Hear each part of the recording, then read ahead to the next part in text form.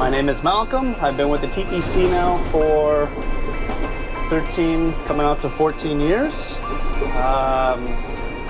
Started working for the TTC. I was going to school and money started getting a little bit tight, so applied for the job. Thinking I'd do it for a couple of years, save up some cash, and then, well, the rest is history. I've been here ever since. Started in the subway, went to streetcars for a little bit. Now I'm back into subways, and I quite enjoy it. Typical day for myself. As a subway operator, I do a split shift.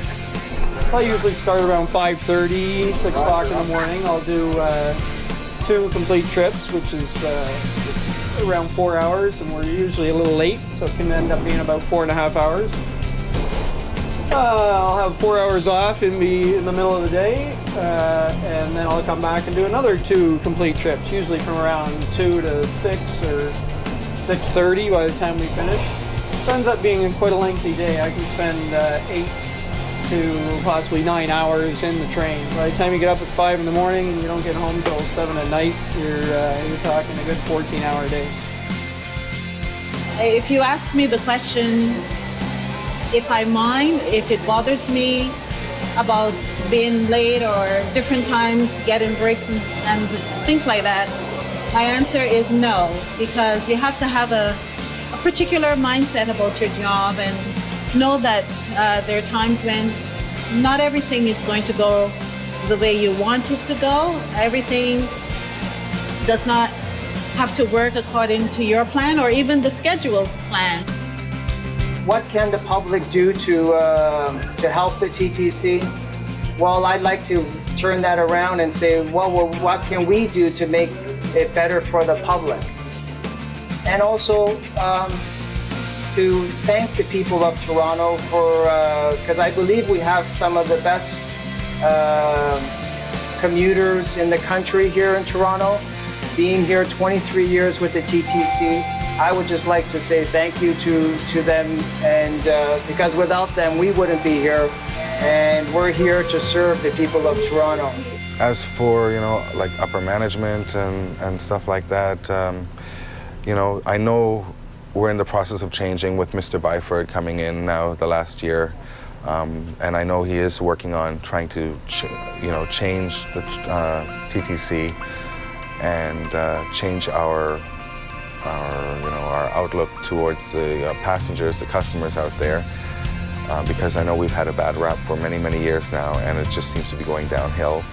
But no, they are working on, like open lines of communication, being able to voice your opinions, without being reprimanded. So, there's small steps, but they are at least steps forward to hopefully improve the TTC.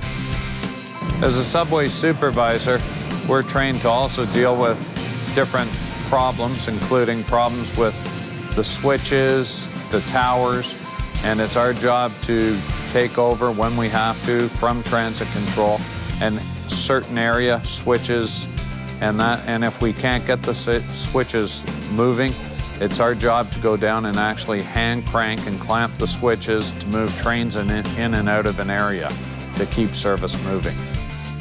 One of the downsides of this job is when you start new, you don't get weekends off. Like, I gave up weekends for a couple of years. And if you have a family, your family has to be very understanding and cooperative. But as you grow more senior, things get better. Your work gets better, your off days get better. So now after 7 years, I've gotten used to it. And sometimes I even enjoy my midweek off days because I get to go to the bank, to the grocery, do all my personal stuff on a Tuesday or a Wednesday morning, and everything's clear for me. I don't have to wait in lines, and I find it very relaxing. This is a really exciting time to be working at the TTC. With our new management, things have changed drastically. We have so many more people out on the street now, face-to-face with customers, and I think that that's really a great change. Hopefully the public is seeing the difference out there. I certainly hope so. We're working hard to make a difference, to make an obvious difference out there, and I live in Toronto. I've lived in Toronto my whole life. I've always been really proud of Toronto, and I want Toronto to be proud of us as well.